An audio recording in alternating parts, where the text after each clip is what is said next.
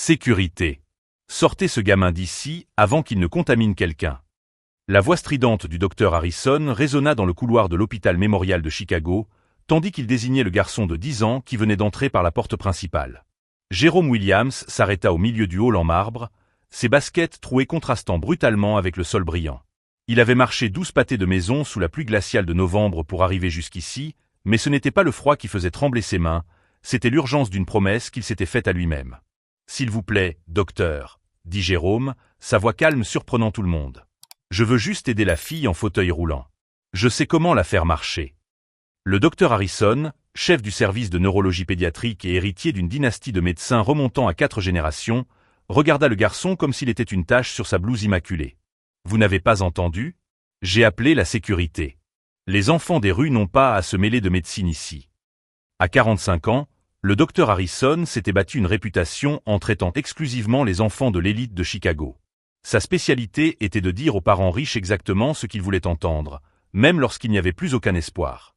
Surtout lorsqu'il s'agissait de la fille du puissant docteur Michael Foster, chirurgien en chef et plus grand donateur de l'hôpital. Cette petite fille est en physiothérapie depuis 3 ans et n'a jamais fait un pas, continua Jérôme, ignorant les agents de sécurité qui s'approchaient. Mais je peux l'aider. Ma grand-mère m'a appris.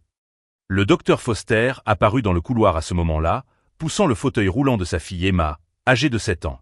La petite fille, née avec une paralysie cérébrale, observait tout avec de grands yeux curieux. Lorsqu'elle aperçut Jérôme, quelque chose d'inexplicable se produisit.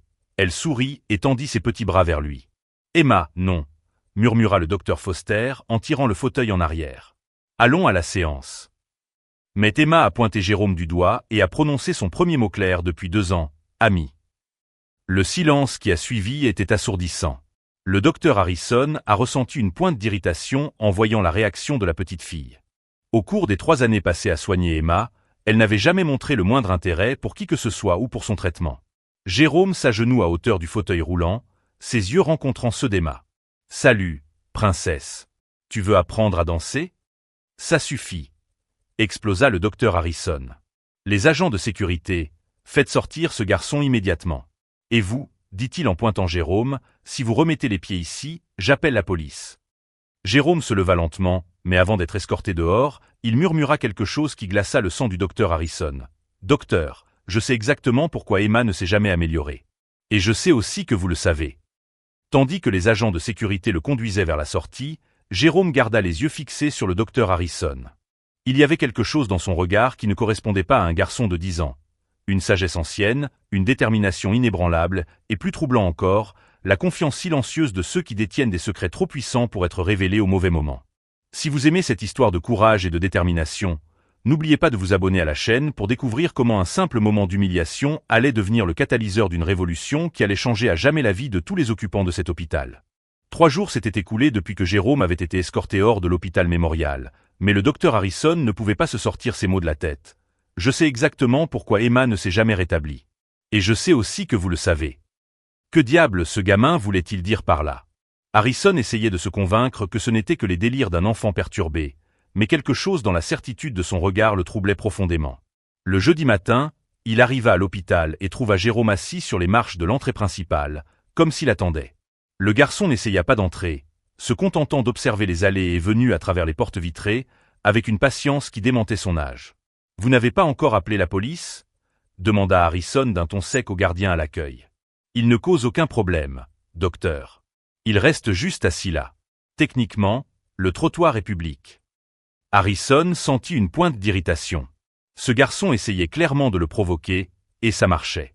Pendant la séance de kinésithérapie d'Emma ce matin-là, quelque chose d'étrange s'était produit. La petite fille, d'habitude apathique et indifférente, regardait fixement par la fenêtre. Lorsque le docteur Harrison suivit son regard, il vit Jérôme dehors, qui observait à travers la vitre. Emma commença à s'agiter sur sa chaise, essayant de communiquer par gestes. C'était la première fois depuis des mois qu'elle manifestait une quelconque urgence ou un désir. « Que lui arrive-t-il aujourd'hui » demanda le docteur Foster, remarquant le changement de comportement de sa fille. « Ce n'est qu'une phase » répondit Harrison sèchement en fermant les rideaux de la fenêtre. « Nous devrions peut-être ajuster son traitement. » Mais Emma ne se calma pas. Au contraire, elle se mit à pleurer, des vraies larmes de frustration que Harrison n'avait pas vues depuis des années. C'était comme si elle essayait désespérément de communiquer quelque chose que personne ne pouvait comprendre. Cet après-midi-là, Harrison surprit Jérôme en train de discuter avec Janet, l'une des infirmières les plus anciennes de l'hôpital, dans le parking. La scène le mit en colère. « Janet, vous avez reçu l'ordre de ne pas interagir avec cet enfant. Je suis désolé, docteur Harrison, mais il me parlait des techniques que votre grand-mère utilisait avec les enfants spéciaux. C'est fascinant, en fait. »« Fascinant » s'écria presque Harrison. « C'est un enfant sans éducation qui vit dans la rue. » Jérôme se tourna calmement vers Harrison. « Docteur, ma grand-mère était Lily Williams. Elle a travaillé dans cet hôpital pendant 30 ans dans le service de neurologie pédiatrique. Vous vous souvenez peut-être d'elle. » Le sang de Harrison se glaça. Il se souvenait très bien de Lily Williams, l'une des infirmières les plus respectées qui ait jamais travaillé là-bas, connue pour obtenir des résultats extraordinaires dans des cas considérés comme impossibles. Elle avait pris sa retraite 15 ans auparavant et était décédée récemment. « Ce n'est pas possible, » balbutia Harrison. « Elle m'a élevé après la mort de mes parents, » poursuivit Jérôme, d'une voix toujours aussi calme. « Elle m'a tout appris sur le fonctionnement du cerveau des enfants, sur la manière de communiquer avec eux lorsque les adultes abandonnent. Elle m'a surtout appris à m'occuper de cas comme celui d'Emma. » Janet regarda les deux hommes, sentant la tension dans l'air. « Docteur Harrison, s'il est vraiment le petit-fils de Lily. »« Ça suffit, » explosa Harrison. « Je me fiche de qui il prétend être. Les enfants ne traitent pas les patients dans cet hôpital. » Jérôme fit un pas en avant et, pour la première fois, Harrison vit autre chose que du calme dans ses yeux. Il y vit une détermination qui le fit reculer involontairement. « Docteur Harrison, je sais que vous mentez au docteur Foster au sujet des progrès d'Emma. Je sais que vous savez exactement quel est son problème, mais vous le cachez parce que vous ne voulez pas admettre que vous vous êtes trompé dans votre diagnostic il y a 3 ans. » Le monde s'arrêta autour de Harrison. Comment ce garçon pouvait-il être au courant de l'erreur de diagnostic qu'il avait commise et cachée pendant toutes ces années? « Vous ne savez rien, » murmura Harrison, mais sa voix tremblait. « Je sais qu'Emma n'est pas atteinte de paralysie cérébrale sévère comme vous l'avez dit à son père, » continua Jérôme, implacable. « Je sais qu'elle souffre d'une maladie traitable que vous avez mal diagnostiquée et que vous avez maintenant peur de corriger parce que cela ruinerait votre réputation. » Harrison sentit une sueur froide couler dans son dos. Ce diagnostic erroné hantait ses nuits depuis des années. Il était jeune, arrogant, trop pressé d'impressionner le docteur Foster avec son expertise. Quand il s'était rendu compte de son erreur, il était trop tard. La corriger aurait signifié admettre son incompétence et risquer des poursuites judiciaires. « Comment ?» commença Harrison, mais Jérôme ne l'avait pas laissé finir. « Et je sais comment l'aider. Ma grand-mère m'a appris exactement comment traiter ce genre de cas. Mais vous préférez laisser souffrir une enfant innocente plutôt que d'admettre que vous avez commis une erreur. » Janet observait la scène, bouche bée. Elle n'avait jamais vu le docteur Harrison aussi pâle et hors de lui. « Si vous ne sortez pas d'ici immédiatement, j'appelle la police, » menaça Harrison, mais sa voix n'avait plus l'autorité d'avant. Jérôme sourit, un sourire qui ne convenait pas à un garçon de 10 ans, chargé d'une sagesse douloureuse et d'une détermination inébranlable. « Vous pouvez les appeler, docteur. Mais je serai là tous les jours pour vous rappeler qu'il y a une petite fille à l'intérieur qui pourrait courir et jouer si vous aviez le courage de faire ce qui est juste. » Alors que Jérôme s'éloignait calmement, Harrison resta immobile, sentant que le monde qu'il avait soigneusement construit commençait à s'écrouler. Ce garçon en savait trop, il connaissait des secrets qui pouvaient détruire sa carrière. Ce que le docteur Harrison ne réalisait pas encore, c'était que Jérôme n'était pas là par hasard, et que ses connaissances sur le cas d'Emma n'étaient que la partie émergée d'un iceberg qui était sur le point de surgir des eaux glacées de la vérité, apportant avec lui des révélations qui allaient transformer cet hôpital à jamais. Le docteur Harrison était déterminé à régler ce problème une fois pour toutes. Le lendemain matin, il convoqua une réunion d'urgence avec toute l'équipe du service de neurologie pédiatrique. « Mes collègues, nous avons une situation délicate, » annonça-t-il en ajustant ses lunettes et en adoptant son air le plus autoritaire. « Un enfant non accompagné perturbe notre routine et tente même d'interférer dans le traitement des patients. Nous devons prendre des mesures. » Le docteur Rebecca Chen, une neurologue récemment arrivée de Boston, fronça les sourcils. Quel genre d'interférence? Le garçon prétend avoir hérité de connaissances médicales d'une grand-mère qui aurait travaillé ici. Il s'agit clairement d'un cas de fantasme enfantin, mais cela cause des perturbations. Janet, l'infirmière qui avait parlé à Jérôme, s'est éclairé la gorge, mal à l'aise. Docteur Harrison, j'ai vérifié les dossiers. Lily Williams a bien travaillé ici pendant 30 ans. Et elle avait un petit-fils qui est récemment devenu orphelin. Le silence dans la pièce était gênant. Harrison sentit la sueur perler sur son front. Cela ne change rien au fait qu'un enfant ne peut pas. Excusez-moi, l'interrompit le docteur Chen. Puis-je vous demander quel type de connaissance ce garçon a démontré? Harrison hésita. Il ne pouvait pas admettre que Jérôme avait identifié son erreur de diagnostic sans se compromettre complètement. Des techniques non scientifiques, des théories sans fondement. J'aimerais lui parler, dit le docteur Chen d'un ton décidé. S'il est vraiment le petit-fils de Lily Williams, cela change tout. Elle était une légende ici. Cet après-midi-là, Jérôme était à sa place habituelle sur les marches lorsque le docteur Chen s'approcha. Contrairement à Harrison, elle s'assit à côté de lui, le traitant comme son égal. Vous devez être Jérôme. Je suis le docteur Chen. J'ai entendu parler de votre grand-mère. Jérôme l'étudia attentivement. Vous avez travaillé avec elle. Pas directement, mais tout le monde connaissait sa réputation. Elle a sauvé beaucoup d'enfants que d'autres médecins avaient abandonnés. Elle m'a appris que parfois, les médecins sont tellement attachés à leurs livres qu'ils en oublient de regarder l'enfant, répondit Jérôme, sa maturité surprenant une fois de plus un adulte. Le docteur Chen sourit. Votre grand-mère était sage. Parlez-moi d'Emma Foster. Jérôme la regarda droit dans les yeux. Vous voulez vraiment savoir, ou vous testez mes connaissances? La franchise de la question prit le docteur Chen au dépourvu. Je veux vraiment savoir. Emma n'est pas atteinte d'une paralysie cérébrale sévère comme l'indique son dossier. Elle souffre d'un syndrome de déconnexion neuromotrice qui peut être traité par une stimulation spécifique. Ma grand-mère m'a appris à reconnaître les signes. Le docteur Chen sentit un frisson le parcourir. Si Jérôme avait raison, cela signifiait qu'Emma avait passé 3 ans à recevoir un traitement inadapté. Comment pouvez-vous en être si sûr? Parce que j'ai vu les mêmes symptômes chez ma cousine avant que ma grand-mère ne l'aide. Et parce que j'observe Emma depuis des semaines à travers cette fenêtre. Elle réagit à des stimuli auxquels un enfant atteint de paralysie cérébrale sévère ne réagirait pas. À ce moment-là, le docteur Harrison apparut à l'entrée de l'hôpital et vit les 2 hommes en conversation. Son expression se transforma en pure fureur. Docteur Chen, que faites-vous? Je discute avec un jeune homme très perspicace, répondit-elle en se levant. Jérôme, j'aimerais vous présenter le docteur Foster. Je pense qu'il devrait écouter vos observations sur Emma. Le sang de Harrison se glaça. Si Jérôme parlait au docteur Foster de son erreur de diagnostic, sa carrière serait terminée. C'est absolument inacceptable, explosa Harrison.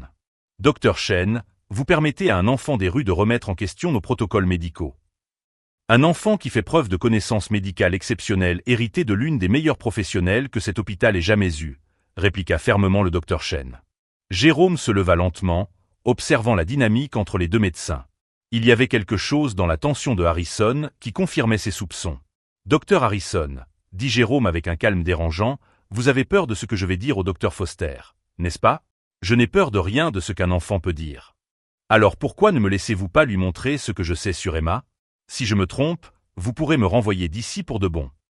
Le docteur Chen regarda Jérôme et Harrison, percevant une tension qui allait bien au-delà d'un simple désaccord sur le protocole. Harrison, quel est le problème? Si le garçon a tort, cela ne fera que confirmer nos méthodes. Harrison était coincé.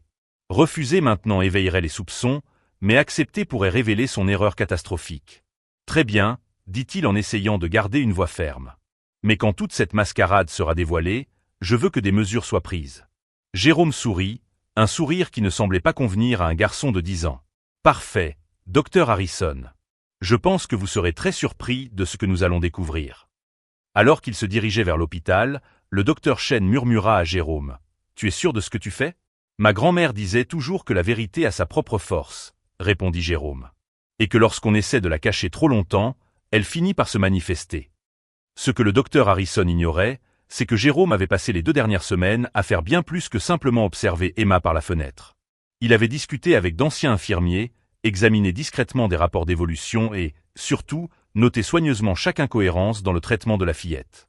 Son carnet de notes, caché dans un sac à dos usé, contenait des informations qui non seulement prouveraient que son diagnostic était correct, mais révéleraient également l'ampleur de la supercherie que Harrison avait perpétuée pendant des années. Alors qu'ils entraient dans l'hôpital, Jérôme toucha légèrement son sac à dos. Sa grand-mère lui avait appris que la justice exigeait parfois de la patience, mais que lorsqu'elle arrivait, elle était implacable, comme une tempête qui trouve enfin toute sa force. C'est alors que tout le monde se dirigeait vers la chambre d'Emma que Jérôme remarqua quelque chose qui le fit sourire intérieurement. Le docteur Harrison transpirait, vérifiant obsessionnellement sa montre et faisant ce geste nerveux consistant à ajuster ses lunettes que sa grand-mère lui avait appris à reconnaître chez les médecins lorsqu'il savait qu'ils étaient sur le point d'être démasqués. La vérité était en train de se révéler, et Harrison n'avait encore aucune idée de l'ouragan qui allait dévaster son monde soigneusement construit de mensonges et de faux prestiges. Lorsqu'ils entrèrent dans la salle de physiothérapie où Emma attendait, Jérôme sortit discrètement son vieux carnet de son sac à dos. Le docteur Harrison n'avait aucune idée que ces pages manuscrites contenaient 3 semaines d'observations minutieuses qui étaient sur le point de détruire 15 ans de carrière bâtie sur des mensonges. « Docteur Foster, » dit Jérôme en s'approchant du fauteuil roulant où Emma souriait en le voyant, « puis-je vous montrer quelque chose au sujet de votre fille ?» Le docteur Foster, un homme sérieux qui avait consacré les dernières années de sa vie à essayer de guérir sa fille, acquiesça. « Bien sûr, mais faites vite. » Jérôme s'agenouilla à la hauteur d'Emma et commença une série d'exercices simples, touchant légèrement différents points de ses jambes et de ses pieds. À la stupéfaction générale, Emma réagit immédiatement, bougeant ses doigts et essayant même de fléchir les genoux. « C'est impossible, » murmura le docteur Harrison, le front couvert de sueur. Emma est atteinte d'une paralysie cérébrale sévère. Ses réactions ne sont que des spasmes involontaires. « Docteur Harrison, » dit Jérôme en se retournant avec un calme déconcertant, « Emma n'est pas atteinte de paralysie cérébrale sévère. Elle souffre du syndrome de déconnexion neuromotrice, une affection complètement différente et traitable. » Le docteur Chen observait avec fascination les réactions d'Emma. « Jérôme, comment pouvez-vous en être si sûr ?» Jérôme ouvrit son carnet et commença à lire. 1er novembre. Emma a répondu à des stimuli tactiles au niveau des membres inférieurs. 5e jour. Elle a démontré un contrôle conscient de ses muscles faciaux lorsqu'elle y était encouragée. 10e jour. Elle a tenté de prononcer des mots spécifiques lorsqu'elle y était encouragée de manière appropriée. Le docteur Foster pâlit. « Vous avez observé ma fille sans ma permission ? » ?»« Depuis le trottoir, monsieur. Et ce que j'ai vu, ce sont des signes évidents que son diagnostic est erroné depuis 3 ans. » Le docteur Harrison sentit le monde s'écrouler. « C'est absurde. Un enfant de 10 ans remet en question un diagnostic médical certifié ?» Jérôme se leva et regarda Harrison droit dans les yeux. « Docteur Harrison, voulez-vous que je parle au docteur Foster des IRM qui ont été mal interprétés en 2020 ? Ou du fait que vous avez caché les résultats des tests neurologiques qui contredisaient votre diagnostic initial ?» Le silence dans la pièce était assourdissant. Le docteur Foster se tourna lentement vers Harrison. « De quoi parle-t-il » Harrison tremblait visiblement à présent. « Michael, n'écoute pas ce gamin. Il invente. Ma grand-mère avait conservé des copies de tous les examens importants, » poursuivit Jérôme sans relâche. Elle travaillait sur les dossiers lorsque les résultats d'Emma sont arrivés. Elle m'a montré comment identifier les signes que vous avez choisi d'ignorer. Jérôme tourna la page de son carnet et lut « Rapport d'IRM, 15 mars 2020, structure cérébrale fondamentalement normale. Signe compatible avec un syndrome de déconnexion neuromotrice légère à modérée. Pronostic favorable avec une stimulation adéquate. » Le docteur Foster arracha le carnet des mains de Jérôme. Ses yeux parcoururent les notes méticuleuses, chaque observation datée et détaillée. « Harrison, est-ce vrai ?» Le docteur Harrison était acculé et il le savait. « Michael, à l'époque, il y avait des incertitudes dans le diagnostic. »« Des incertitudes ?» explosa le docteur Foster. « Vous m'avez dit que ma fille ne marcherait jamais, que je devais accepter qu'elle soit dépendante pour toujours. J'étais prudent. Prudent. » Le docteur Chen prit le carnet et examina les notes. « Jérôme, ces observations sont extrêmement précises. Vous avez documenté des schémas de réponse neurologiques qui indiquent clairement une fonction motrice préservée. » Jérôme s'approcha à nouveau d'Emma. « Princesse, veux-tu essayer de te mettre debout ?» Avec son aide, Emma parvint à prendre appui sur ses jambes pendant quelques secondes. Ce n'étaient pas les pas assurés qui viendraient avec un traitement approprié, mais c'était un mouvement conscient et contrôlé. Le docteur Foster avait les larmes aux yeux. 3 ans, Harrison. 3 ans de la vie de ma fille qui aurait pu être différent. Michael, laissez-moi vous expliquer. Expliquer. Le docteur Foster était clairement furieux à présent. Vous m'avez menti. Vous avez menti à Emma. Vous lui avez volé des années de développement, pourquoi? Par fierté? Par peur d'admettre une erreur? Jérôme ferma calmement son carnet. Docteur Foster, avec le traitement adéquat, Emma peut mener une vie tout à fait normale. Peut-être avec quelques limitations, mais elle peut marcher, courir, jouer comme n'importe quel enfant. Le docteur Chen était visiblement ému. Jérôme, Voulez-vous m'aider à élaborer un plan de traitement adapté à Emma? Ce serait un honneur, docteur. Le docteur Harrison fit une dernière tentative désespérée. Vous ne pouvez pas prendre au sérieux un enfant qui vit dans la rue. Où sont ses références? Sa formation médicale? Jérôme se tourna vers lui une dernière fois. Docteur Harrison, ma grand-mère disait toujours que la vraie connaissance ne vient pas des diplômes accrochés au mur, mais de l'amour sincère pour les patients. Quelque chose que vous avez clairement oublié. Le docteur Foster tenait Emma dans ses bras, observant sa réaction positive aux stimuli de Jérôme. Harrison, vous êtes renvoyé. Et vous pouvez être sûr que le conseil médical saura exactement ce qui s'est passé ici. Harrison quitta la pièce en titubant, sa carrière détruite non pas par un rival médical ou une enquête officielle, mais par un garçon de 10 ans qui se souciait plus d'un enfant que lui ne s'était jamais soucié de sa propre réputation. Tandis que Jérôme travaillait patiemment avec Emma, montrant au docteur Chen les techniques que sa grand-mère lui avait enseignées, une nouvelle réalité commençait à prendre forme dans cet hôpital. Une réalité où la vraie médecine n'était pas pratiquée par ceux qui avaient le plus de diplômes, mais par ceux qui avaient le plus de cœur. Ce que personne ne savait encore, c'est que Jérôme gardait un dernier secret sur sa grand-mère. Un secret qui allait transformer non seulement la vie d'Emma, mais aussi l'avenir de centaines d'enfants qui allaient encore arriver à cet hôpital en quête d'espoir. 6 mois après cette journée qui a tout changé, l'hôpital mémorial de Chicago était un endroit complètement différent. Jérôme Williams, désormais officiellement adopté par la famille Foster, était devenu le plus jeune consultant de l'histoire de l'établissement, travaillant aux côtés du docteur Chen dans le tout nouveau département de neuroréadaptation pédiatrique innovante. Emma courait dans les couloirs de l'hôpital, ses pas résonnant là où seul le silence des roulettes de fauteuil prévalait auparavant. À 8 ans, non seulement elle marchait, mais elle dansait, sautait et jouait comme n'importe quel enfant. Plus important encore, elle était devenue l'ambassadrice d'un programme qui avait déjà aidé des dizaines d'enfants ayant reçu des diagnostics erronés similaires. Jérôme, Jérôme, cria Emma en courant vers son frère adoptif qui examinait des dossiers dans la nouvelle salle baptisée Centre de neuroréhabilitation Lily Williams. Le docteur Chen a dit qu'aujourd'hui, nous allons aider 3 autres enfants. Jérôme sourit en regardant la petite fille qui avait été le catalyseur d'une révolution médicale. Princesse, es-tu prête à leur montrer que les miracles existent quand il y a de l'amour véritable? Le docteur Foster observait la scène depuis le couloir, toujours ému de voir sa fille courir. La culpabilité pour les années perdues avait fait place à une profonde gratitude et à un objectif renouvelé. Il avait utilisé son influence pour s'assurer que le programme de Jérôme bénéficie d'un financement complet et d'une reconnaissance nationale. Quant au docteur Harrison, sa chute avait été aussi spectaculaire que son arrogance. Licencié pour négligence médicale, il avait perdu sa licence après une enquête qui avait révélé d'autres cas suspects. Aujourd'hui, il travaillait comme vendeur de matériel médical, une ironie amère pour quelqu'un qui s'était un jour considéré comme intouchable. « Docteur Jérôme », dit le docteur Chen en s'approchant avec un dossier. 5 nouveaux cas d'enfants que d'autres médecins ont déclarés incapables de marcher sont arrivés. Leurs parents ont fait le voyage depuis d'autres États après avoir entendu parler de notre travail.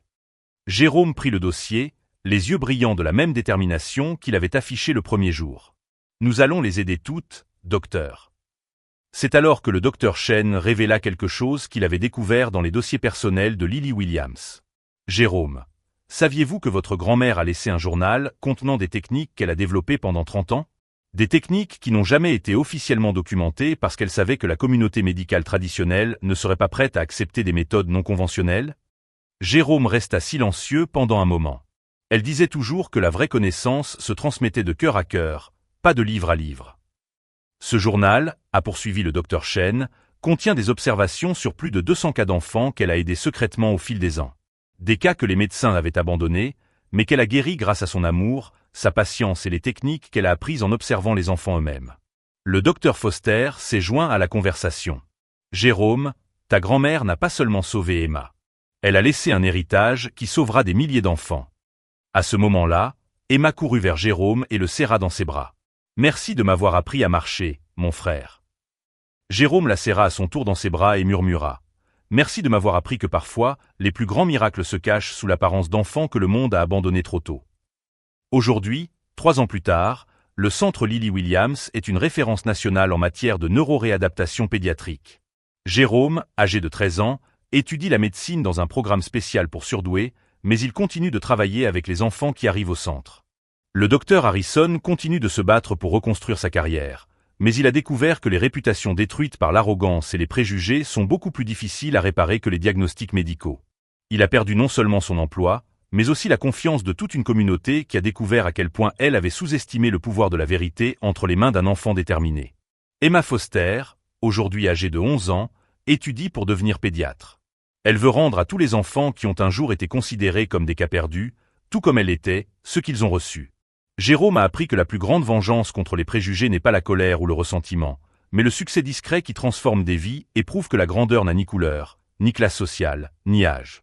Il a transformé l'humiliation qu'il a subie le premier jour en carburant pour une révolution qui a changé la vie de centaines de familles. La plaque à l'entrée du centre Lily Williams porte une phrase que Jérôme a choisie personnellement. Ici, nous croyons que tous les miracles commencent quand quelqu'un refuse d'abandonner un enfant. Le docteur Chen dit toujours à ceux qui veulent l'entendre, Jérôme nous a appris que la vraie médecine ne vient pas seulement des diplômes accrochés au mur, mais d'un cœur qui refuse d'accepter qu'une personne soit un cas désespéré. Et vous, avez-vous déjà été sous-estimé par quelqu'un qui pensait tout savoir sur vos capacités? Avez-vous déjà transformé une humiliation en motivation pour prouver votre valeur? Partagez votre histoire de dépassement de soi dans les commentaires. Si cette histoire de courage et de détermination vous a touché, n'oubliez pas de vous abonner à la chaîne pour découvrir d'autres histoires qui prouvent que la vraie force n'a pas d'âge, de couleur ou d'origine sociale, et que parfois les plus grands professeurs se trouvent dans les plus petits paquets.